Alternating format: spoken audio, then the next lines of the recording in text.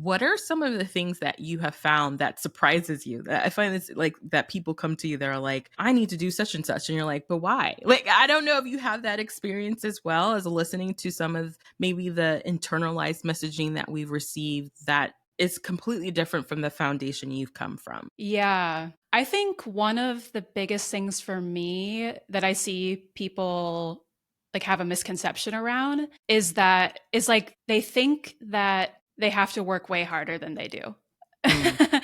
Or like Or put a lot more hours into the business building, everything. I love to say I run or I make a full-time income on part-time hours. mhm, And I have since the beginning of my mhm, business. And it's certainly grown mhm, throughout the years, but that has like I've always started from a framework of like, okay, I only have maybe like 20 to 25 hours of capacity in me a week. mhm. You know, I had that's so I'm going to make it work. Yeah, yeah.